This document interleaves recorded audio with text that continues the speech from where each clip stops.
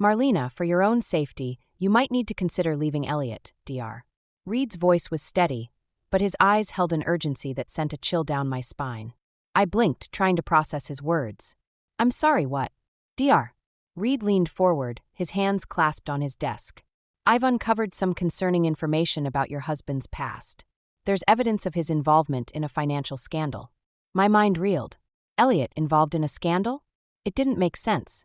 There must be some mistake, I said, my voice barely above a whisper. I wish there was, Dr. Reed replied, sliding a folder across his desk. But the evidence is quite clear.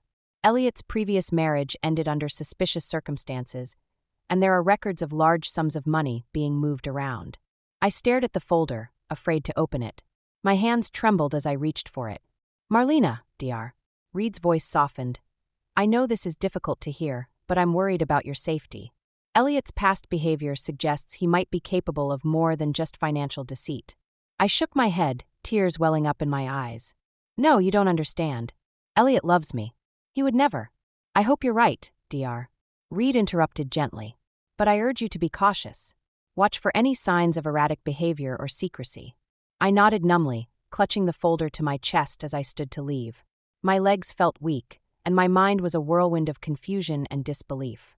As I stepped out of Dr. Reed's office, the world seemed to tilt on its axis.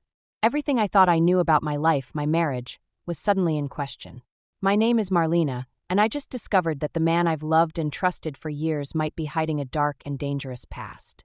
Now, I have to decide whether to confront the truth or keep living a lie. I watched Elliot from across the kitchen, my fingers wrapped tightly around my coffee mug. He was agitated, pacing back and forth, muttering under his breath. This wasn't the man I married. Elliot, is everything okay? I asked, trying to keep my voice steady. He whirled around, eyes wild. Fine. Everything's fine. Why wouldn't it be? I flinched at his tone.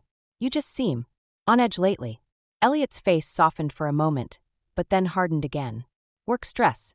Nothing for you to worry about. Before I could press further, his phone buzzed. He snatched it up, glancing at me nervously before answering and stepping outside. Isait, tokta. Reed's warnings echoing in my mind. I needed answers, but how? Later that day, I pulled into Elliot's family's driveway for our weekly dinner. As I approached the front door, I overheard raised voices. She's ruining him, Mom. It was Iris, Elliot's sister-in-law. Ever since he married that woman, he's been different. Hush now, Ruth, Elliot's mother, replied.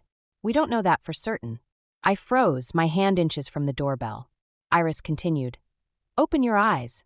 She's probably after his money. God knows what else she's capable of. My chest tightened. Is this what they really thought of me? I rang the doorbell, plastering on a smile as Ruth opened the door. Marlena, dear, she said, her tone noticeably cooler than usual. Come in. The dinner was tense, with Iris shooting me daggers across the table. Elliot remained distant, barely acknowledging me. As we were leaving, Iris cornered me in the hallway. I know what you're up to, she hissed. You won't get away with it. I drove home in silence, my mind reeling. Elliot's erratic behavior, his family's hostility, it was all becoming too much. Back at home, I headed to the garage to grab some wine from our spare fridge. As I reached for the bottle, I noticed a loose floorboard. Curious, I pried it up. My heart stopped. Stacks of cash and documents were hidden beneath. With trembling hands, I pulled out a folder. Inside were bank statements, showing large transfers to offshore accounts. Oh, Elliot, I whispered. What have you done? The tension in Ruth's dining room was palpable as we gathered for another family dinner. Elliot sat beside me, his presence cold and distant. Iris's eyes bore into me from across the table, her lips curled in a barely concealed sneer. So, Marlena, Iris began, her voice dripping with false sweetness. How's work at the pharmaceutical company? Still raking in the big bucks. I forced a smile. It's going well, thank you. I bet it is, Iris muttered, loud enough for everyone to hear. Must be nice, having such a cushy job while poor Elliot slaves away at the factory. Elliot shifted uncomfortably, but remained silent. Iris, I started trying to keep my voice level. I work hard for my salary. I'm not sure what you're implying. Iris's eyes flashed. Oh, I think you know exactly what I'm implying, you gold-digging. That's enough. Ruth interjected, but her tone lacked conviction. I looked to Elliot, silently pleading for support, but he avoided my gaze. Iris pressed on, emboldened by the lack of resistance. Ever since you came into Elliot's life, Things have gone downhill. You're changing him, and not for the better. That's ridiculous, I protested, my voice shaking. I love Elliot. I would never. Save it, Iris spat. We all know you're just after his money. God knows what other secrets you're hiding. The room fell silent. I turned to Elliot, desperate for him to defend me. Elliot, please say something. He looked at me, then at his family. His next words shattered my world. Maybe Iris has a point, Marlena. Things have been different lately. I felt the blood drain from my face. What are you saying? Elliot shrugged, avoiding my eyes. I'm just saying, maybe we need to reevaluate some things.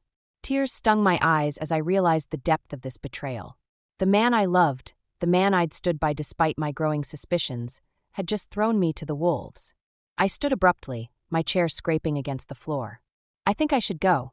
As I grabbed my purse and headed for the door, I heard Iris's triumphant whisper to Ruth. See? I told you she was trouble. I drove home in a daze, my mind reeling from the night's events. The accusations, the betrayal, the isolation. It all crashed down on me at once. As I pulled into our driveway, I made a decision. No more playing the victim. It was time to uncover the truth, no matter how ugly it might be. I couldn't shake the feeling that Elliot was hiding something bigger than I'd imagined. His late-night phone calls, the secret stash in the garage.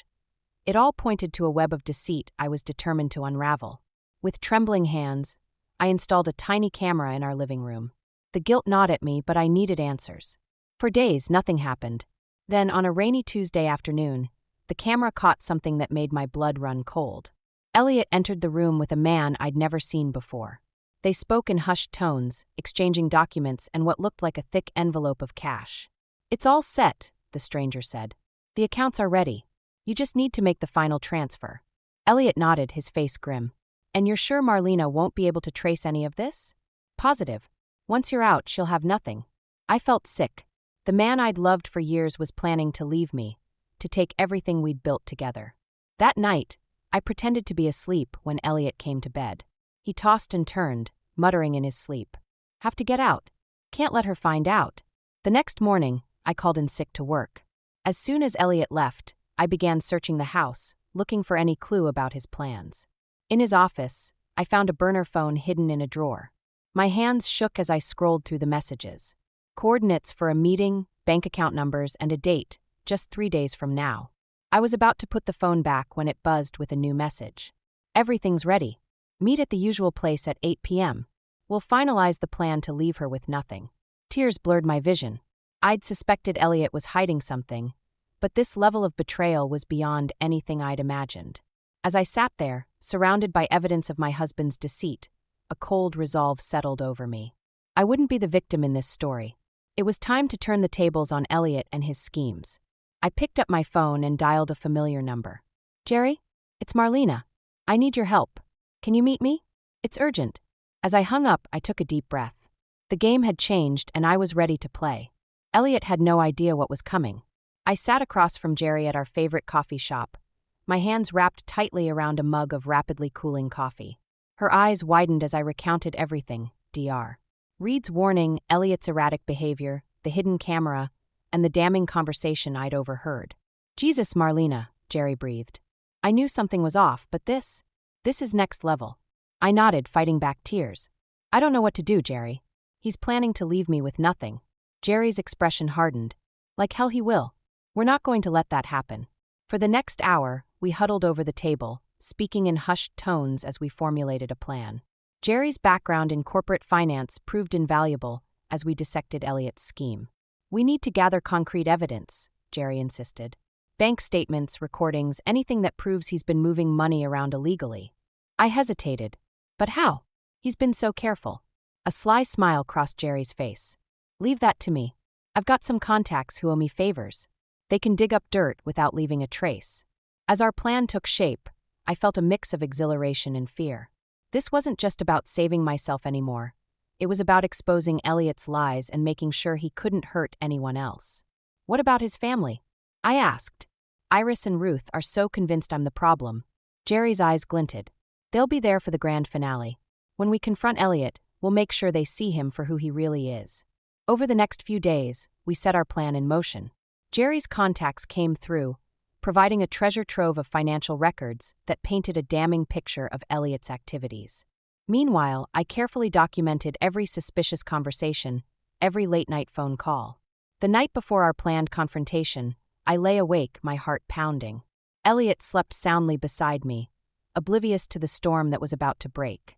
In the morning, I rose early, steeling myself for what was to come. As I sipped my coffee, Elliot stumbled into the kitchen bleary-eyed. "Everything okay?" he asked, noticing my tense posture. I forced a smile. "Fine. Just thinking about the family dinner tonight." Elliot nodded, clearly relieved I wasn't pressing him for details about his own plans. "Right, dinner.